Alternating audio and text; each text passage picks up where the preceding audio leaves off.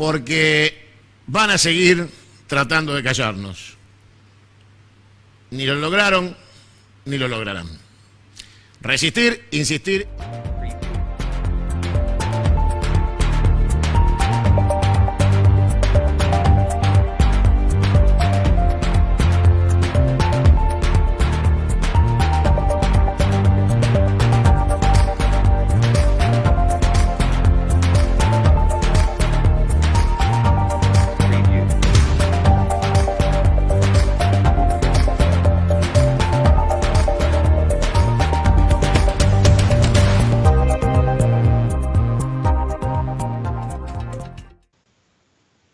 Hola amigos, bienvenidos a un nuevo programa de Interfase, este espacio que junto al amigo José Estebenazzi en esta cuarta temporada venimos desarrollando el tema de la seguridad, el campo de la seguridad, pero desde la protección humana, ¿no? No desde los delitos, sino de todo ese amplio campo que tiene el safety, ya sea la gestión de riesgo, la higiene y seguridad laboral, la gestión ambiental, y siempre con invitados especialistas.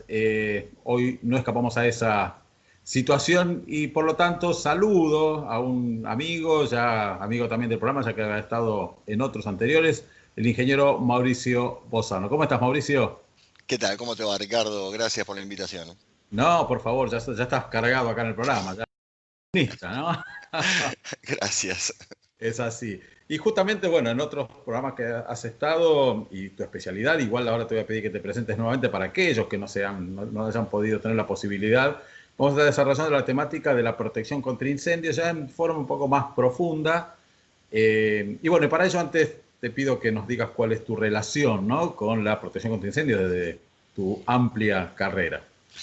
Bueno, como siempre digo, he sido un privilegiado porque a los 13 años pisé un cuartel de bomberos por primera vez en Villa Gesell y de allí en más supe qué quería hacer con mi vida. Así que luego de dejar estudié ingeniería, después hice el posgrado de especialización en incendios de la Universidad Nacional de San Martín, en el INTI, y después, bueno, por mi cuenta me he ido a tomar cursos a diversos lugares del mundo, de la Universidad de Texas, la Universidad de Maryland y la Universidad de Edimburgo en Escocia, y además, bueno, soy instructor oficial de la NFPA para varias de sus normas en español en Latinoamérica.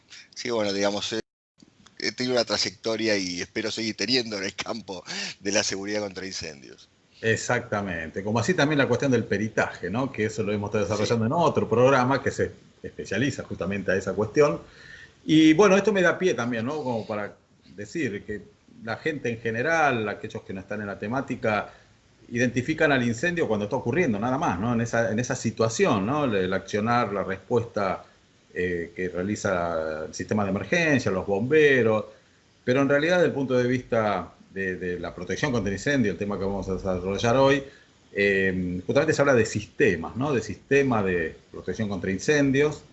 Seguramente hay distintos componentes, que cada uno tiene una función determinada, pero con la finalidad, digamos, de la protección del incendio. ¿Cómo definirlo? O sea, la protección de incendios sé que tiene una serie no sé si se denomina la de partes, de etapas, la protección preventiva, ¿no?, demás cuestiones. A ver, para eso convocamos a los especialistas. Bueno, la vez pasada habíamos hecho un poco una síntesis, ¿no? Habíamos dicho que había que sustentarse básicamente en tres patas. Después alguna de ellas se puede abrir un poquito más, un poquito menos, pero las tres más importantes son, en primer lugar, la prevención, ¿no? Todo aquello que uno pueda hacer para evitar que el incendio comience. Es el que nunca empieza. Después vamos a tener todo lo que es aquello que es la protección pasiva, entendiendo como mecanismo de protección pasivas aquellos que están instalados, que siguen cumpliendo la misma función, haya incendio o no haya incendio. Y habíamos puesto el caso de un muro resistente al fuego o de una puerta resistente al fuego, una salida de emergencia, que van a cumplir su función, haya o no haya incendio, van a hacer exactamente lo mismo.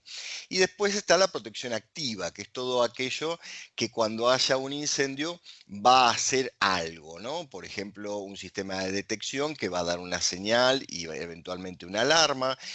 Por ejemplo, un sistema de supresión que se va a activar y va a combatir el fuego.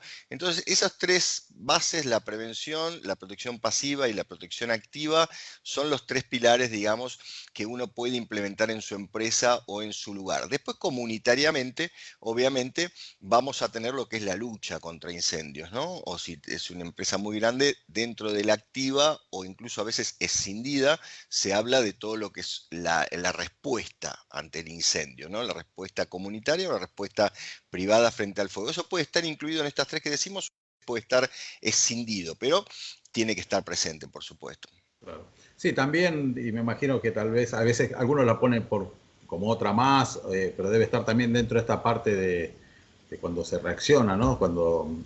Que es la protección humana, desde el punto de vista no desde la extinción del personal específico, sino de las personas que habitan un lugar que se está desarrollando un siniestro en este caso, ¿no? O sea, lo que más se conoce como planes de evacuación. Claro, eso cruza, digamos, cruza los tres puntos que habíamos dicho como fundamentales, ¿no? Cruza desde la prevención, capacitado y entrenado para dar una respuesta al fuego, cruza desde la protección pasiva, porque si yo no tengo los medios de evacuación asegurados, para esas personas las estoy poniendo en un riesgo que es inadmisible, y cruza también, por supuesto, la protección activa, porque yo tengo que tener los mecanismos para darle tiempo a esa persona para salir, como por ejemplo sería un sistema de presurización de escaleras, tengo que darle los mecanismos para avisarle a esa persona que tiene que evacuar el edificio, entonces vamos a la detección y alarma, o incluso muchas veces también aumentar las posibilidades de que las personas permanezcan, por ejemplo, en un área de refugio, si estoy hablando de un hospital, poniendo sistemas redundantes con supresión automática. Entonces, digamos, de acuerdo al análisis de riesgo que se haga, siempre todo esto va a atravesar todos los puntos, que es la seguridad humana, ¿no? Habíamos dicho la vez pasada que siempre el objetivo fundamental en casi todos los marcos normativos es, primero, proteger la vida humana. Exactamente, y por eso es importante, ¿no? Digamos, que después vamos a pasar a esto, ¿no? A lo que es el estudio del lugar en sí, cuando uno desarrolla todo este sistema, es el uso que tiene ese establecimiento, ¿no? O sea, los riesgos que van a surgir. Muchas veces también se considera que desde el punto de vista, por ejemplo, de la evacuación, también es importante la preparación, la formación y el ejercicio, ¿no? Digamos, la ejercitación de esos planes, porque más de una vez tal vez no sabemos quién es el referente, el guía, quién nos va a estar como líder de ese sector, qué es lo que tenemos que hacer, como en todos lados hay mitos, ¿no? Y si uno no está entrenado, por más que tengamos el mejor plan, pero si no lo conocemos, no sirve de nada. Sí, sí, exactamente. Además hay que tener en cuenta una cosa, ¿no? Esto lo aprendí, yo tuve la oportunidad de certificarme en Europa como especialista en protección contra incendios en el CEPREVEN de Madrid, y allí una de las clases más interesantes que tomé fue sobre psicología de la emergencia, y ellos explican, y es algo que nosotros vemos en la emergencia, que la persona cuando está frente a un evento altamente estresante, como es la posibilidad de morir en un incendio, tiene una reacción neurofisiológica que es suprimir la irrigación sanguínea al neocórtex y aumentar la irrigación sanguínea a la parte central del cerebro, que es la que domina, digamos, los puntos vitales. Y esta supresión que se hace instintivamente, digamos, se hace fisiológicamente, lo que hace es reducir la capacidad de razonamiento del individuo. Por eso es que nosotros vemos individuos que tienen altas formaciones y que de repente en el momento de la emergencia tienen reacciones que no se condicen con esa capacidad intelectual que teóricamente tiene. De allí que sea impresionante el impacto que tiene la conducta aprendida, el ejercicio. La evacuación, si yo no ejercito, si yo no simulo la situación de emergencia, luego en la situación real la persona se va a ver impedida de tener una reacción acorde con lo que la emergencia realmente requiere. Claro, es que justamente uno le teme a lo desconocido, ¿no? Mucho más. Entonces, si nosotros sabemos lo que tenemos que hacer, es un ejercicio normal. Es importante también, bueno, hablar de planes de evacuación es otro programa, ¿no? Pero también de estar desarrollando planes de evacuación. Muchas veces el error que se comete digamos, un establecimiento es colocar las responsabilidades en los puestos dentro del plan de evacuación, por ejemplo, el líder de un sector, coincidente con la división en la estructura de la empresa. A ver, ¿a qué voy? Tal vez ponemos al gerente comercial porque es el gerente comercial. pero Claro. tal vez realizando estas tareas específicas como gerente comercial es muy bueno, pero en una emergencia se te bloquea, ¿no? Entonces es importante, y esto van surgiendo en los simulacros, ¿no? Te habrá pasado a vos No, que no, e se bloquea en el incluso, simulacro, hay gente que se bloquea en un simulacro. sí, sí, incluso es algo muy importante a tener en cuenta en la planificación, determinar zonas, tanto nosotros lo sabemos por el cuartel de bomberos, ¿no? Sabemos que el bombero tiene que tener aptitud, ¿no? Tiene que tener capacidad física para realizar la tarea, pero también tiene que tener actitud, ¿no? Para poder realizar esa tarea. En el caso de las brigadas de incendio o de los líderes de evacuación, es exactamente lo mismo. Deben tener aptitud y deben tener actitud. Y es algo que se puede entrenar, pero a veces también hay que evaluar si realmente la tiene en el concepto que nosotros requerimos, en el marco en que se requiere que actúe, ¿no? Y muchas veces uno se encuentra con sorpresas. Si me permitís un segundo, te cuento una pequeña experiencia. Hace unos años atrás me tocó ser asesor del Ministerio del Interior, en el Registro Nacional de las Personas, cuando funcionaba todo allí en Maipú, Diagonal Norte. En esa época armamos un grupo de líderes de evacuación y ese lugar que tenía 1.300 personas, porque era cuando todavía el documento se hacía a mano y no estaba descentralizado, se hacía todo allí, se eligieron 60 líderes de evacuación. Como tenía su propio servicio médico, le pedimos al servicio médico que le haga una evaluación psicofísica, o sea, que evalúe los dos aspectos, aptitud y actitud. Y nos encontramos con la sorpresa de que hubo 10 rechazos.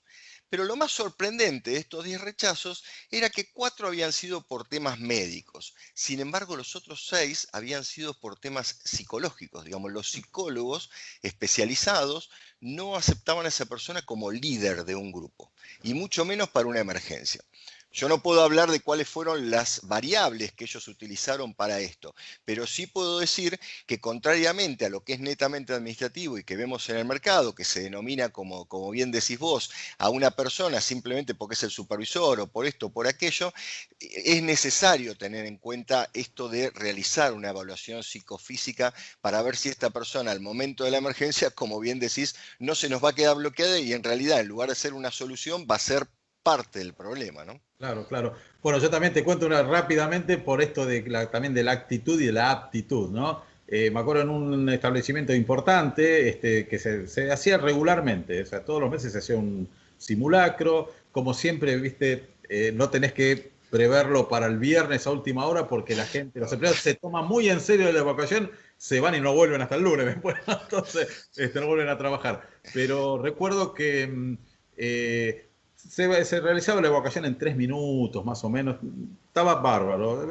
Y un día se disparó accidentalmente la alarma y evacuaron en 1 minuto y medio. Sabían que no era un simulacro. Entonces, sí, bueno, esto no es chiste. Entonces, eso es bueno, ¿por qué? Porque la actitud de saber, no, es que sigo trabajando, no. La ejercitación hace a eso también, la concientización. Y bueno, así que no es menor. A ver, volvamos otra vez a lo que es la protección contra incendio. En Argentina, al menos hablando en Argentina, ¿cuál es el marco legal? O sea, ¿dónde yo tengo que referirme? ¿Dónde existe esta cuestión de que me exigen tal vez realizar algún tipo de, digamos, de sistema contra incendios o de... Bueno, a nivel nacional, si nosotros agarramos nuestro sistema legal es piramidal, ¿no?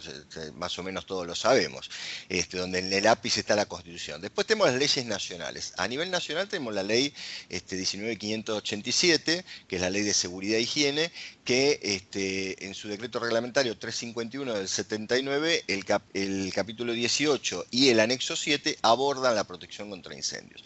Ya habíamos mencionado que eso es antiguo, vetusto, casi, diríamos, inaplicable hoy por un montón de razones que no vienen al caso, pero digamos que es el marco legal general. A partir de allí, después, las jurisdicciones, algunas han establecido algún marco particular, la provincia de Neuquén, la provincia de Córdoba, la ciudad de Buenos Aires, donde hay muchísima diferencia en cuanto a la actualización. El Código de Edificación de la ciudad de Buenos Aires, en su parte de protección contra incendios, es muy actualizado, permanentemente renovado. No quiere decir que sea excelente, ni mucho menos, pero está, digamos, va avanzando en el tiempo. Hay otros que no.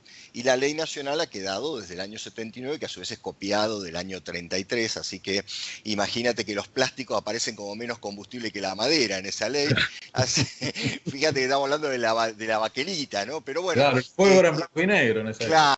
Realmente es lamentable, lamentable. Claro. Bueno, introduce para el análisis de riesgo, introduce casi como único factor la carga de fuego, o introduce si es combustible, muy combustible, y si yo invito siempre a cualquier colega, ¿no?, que lea la definición de combustible y muy combustible en la ley y me la pueda explicar, porque no hay manera de diferenciarlo, ¿eh? Con lo que dice la ley no hay modo que uno lo pueda diferenciar.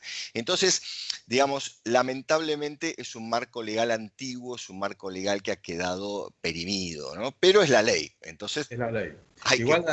además, además también recae en cada municipio, ¿no? Porque tal vez, y más nosotros acá, siempre cuento para los que no conocen Argentina, o sea, la ciudad de Buenos Aires, el conurbano bonaerense, que lo constituyen distintos municipios donde, bueno, viven casi, no sé, 8 millones de personas, ¿no? O sea, son...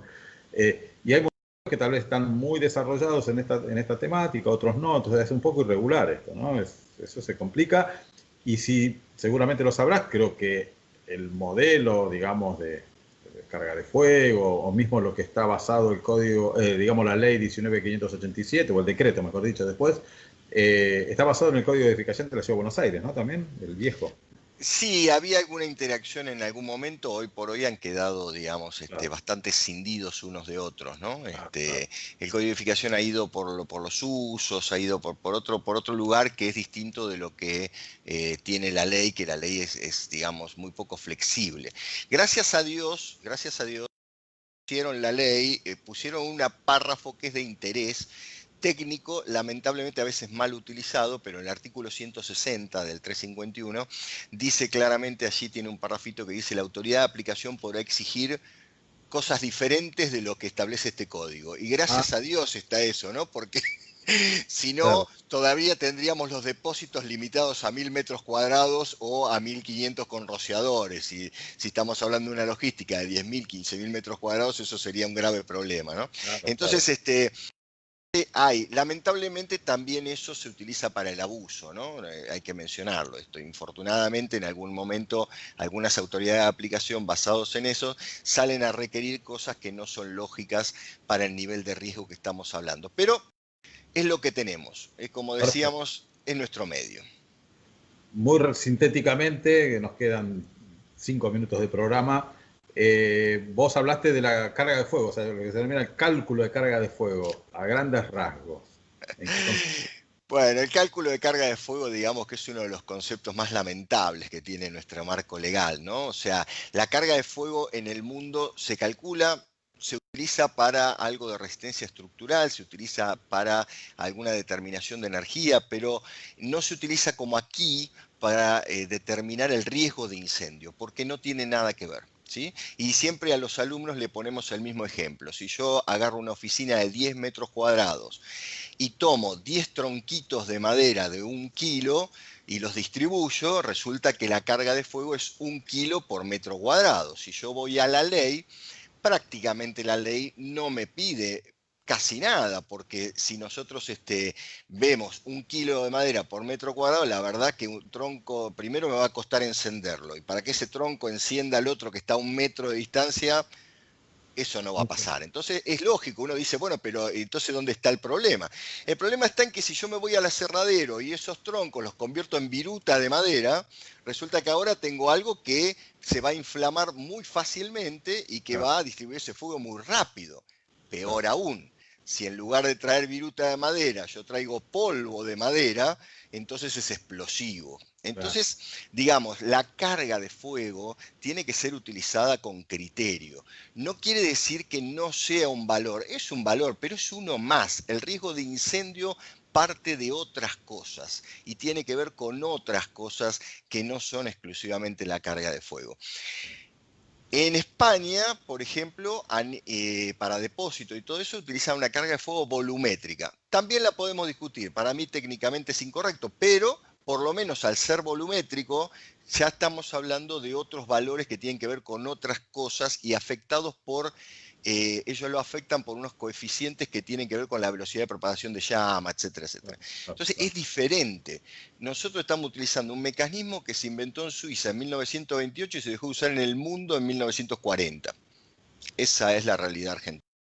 Sí, a grandes rasgos, para aquel que no sabe, lo que se hace es se toma en cuenta la superficie, los distintos tipos de materiales combustibles que hay en ese lugar, cada uno tiene poder calorífico diferente, se hace un cálculo a grandes rasgos y se lo transforma todo en madera, como si fuera madera, que es 4.400 kilocalorías, creo que es el promedio en teoría, ¿no? Entonces, claro. Y bueno, no, es que verdaderamente, primero que estás considerando que se va a quemar todo. Con lo cual, cuando vos vas a hablar del riesgo que eso tiene para una persona, si vos consideras que se quemó todo, ya pasaste el flashover. Y ya explicamos que todo lo que tenemos que hacer para salvar a una persona de un incendio es antes de que la combustión esté generalizada. Por lo tanto, no puedo determinar las medidas de protección sobre la carga de fuego. Tengo que incluir otros valores. Pero bueno, digamos, te pido disculpas por no haberlo explicado, porque no. Todos lo sabían, pero es así, o sea, lamentablemente es un valor que aquí en la Argentina se usa mucho, pero ¿por qué se usa mucho? Porque es muy fácil de calcular, entonces cualquiera lo puede calcular. Estimar el riesgo ya hay que ir a normativas internacionales y hay que ver las cosas desde otro punto de vista. Caramba, ni que lo hubiéramos puesto de acuerdo, ¿no? Porque ahora sí te digo, honestamente, ahora sí me quedan 5 minutos. Te dije hace 5 minutos para que te apurara, nada, está. Pero ahora en estos 5 minutos que nos quedan, normativas, ¿no? O sea, las normas, sabíamos en otro programa anterior, y de hecho vos también lo dijiste ahora, que eso certificador en normas NFPA. ¿Qué nos puedes referir respecto a la norma NFPA en protección contra incendios? Instructor, porque NFPA no certifica. El otro día No. tuve con un colega ahí un encuentro en un Zoom, porque él decía que certificaba normas. No, NFPA no certifica nada. NFPA lo que tiene es un marco normativo, la National Fire Protection Association de Estados Unidos, una organización civil sin fines de lucro, lo que tiene es un marco normativo que se utiliza prácticamente en todo el mundo. Cualquier proyecto de relevancia, sea en Arabia, sea en Malasia, sea en Taiwán, sea en China incluso, se hace bajo normas NFPA. De hecho, Latinoamérica ha ido hacia las normas NFPA. Prácticamente hoy todos los países de alrededor nuestro utilizan las normas NFPA como parte de su marco normativo. El único que no lo hace por ahora es Argentina. Si desde el punto de vista de NFPA, si yo voy a hablar de seguridad humana, yo puedo hablar de seguridad edilicia o de seguridad humana, sea que 1 o la NFPA 101.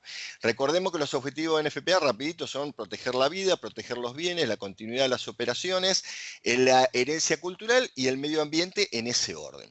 Entonces yo puedo irme al Código de Seguridad Humana, que es la norma NFPA 101, y allí, de acuerdo al uso que yo le vaya a dar al proyecto, si es un uso industrial, si es un uso de almacenamiento, si es educativo, si es hospitalario, si es de negocios, si es residencial, me va a tener un capítulo para cada uno de esos usos, incluso va a tener un capítulo para nuevo, un capítulo para existente, y entonces allí me va a extender los requerimientos que yo tengo. Y eso va a hablar de todo, desde los requerimientos de salidas de emergencia hasta los requerimientos de detección, de rociadores, etcétera, etcétera. Y por ejemplo, digamos, como punto fundamental o como base, nadie piensa en Estados Unidos, por ejemplo, en un edificio de oficinas sin rociadores automáticos. Nadie piensa en un edificio de más de 23 metros de altura, o sea, un edificio de altura sin rociadores automáticos. ¿Por qué? Porque es un mecanismo de defensa en el terreno altamente recomendable, altamente confiable y con una tecnología que se viene desarrollando desde hace más de 100 años. Entonces, realmente, digamos, nosotros cuando vemos nuestros proyectos aquí, si uno trabaja en alguna torre que va a ser internacional, que va a ser de una petrolera o que va a ser de que se va a alquilar a algún banco internacional, tiene rociadores, tiene presurización de escaleras, tiene todo. Ahora resulta que después cuando hacemos la torre de lujo, pero que son departamentos de vivienda, a ese no le ponemos nada, le ponemos una manguerita con 300 litros por minuto. Ese es un tema que ya en el resto del mundo prácticamente está subsanado, ¿no? y basado fundamentalmente en esto de la norma NFPA. El 101 es el Código de Seguridad Humana. Me va a decir cuáles son los requisitos mínimos que yo tengo que implementar para proteger a la persona. Pero después me va a enviar al resto de las normas. Entonces, si voy a poner rociadores, voy a tener que ir a la 13. Si voy a poner conexión de manguera, que voy a tener que poner, voy a ir a la 14. Si voy a colocar detección de alarma, voy a tener que ir a la 72. Entonces, hay que entender que el NFPA es un marco normativo integral. No puedo aplicar lo que yo quiero sí y lo que no me conviene no lo aplico, ¿no? Que es lo que se hace en muchos lugares. Claro, claro. Sí, por ahí de allí que es sistema, ¿no? El sistema no le puede faltar ninguno de sus componentes. ¿Cuál? Entonces, tal cual. Bueno, Mauricio, la verdad que excelente. Realmente, bueno, es un tema que da para más. Seguramente, como digo, siempre vas a estar en otro programa porque desde el punto de vista de la protección contra incendios es un referente y además es mucho, mucho para hablar, ¿sí? De hecho, por ahí nos fuimos un poquitito con lo que es, pero es parte de la protección de incendio, planes de evacuación y apenas si lo soslayamos, ¿no? Entonces, el agradecimiento... como siempre, si bien ya lo hemos dicho en otro programa, pero ¿dónde te pueden ubicar? Si puedes decirnos. Bueno, sí, gracias. www.shima, que es la vieja sigla de Seguridad, Higiene y Medio Ambiente, SHYMA.com.ar. Ahí los vamos a atender con gusto. Perfecto, perfecto, Mauricio. Bueno, el agradecimiento y nos estaremos viendo en otro programa en poco tiempo seguramente. Gracias a ustedes por la buena exposición y por invitarme. Bueno, muchas gracias. Bueno, y de ustedes nos despido hasta el próximo programa de Interfase. Muchas gracias.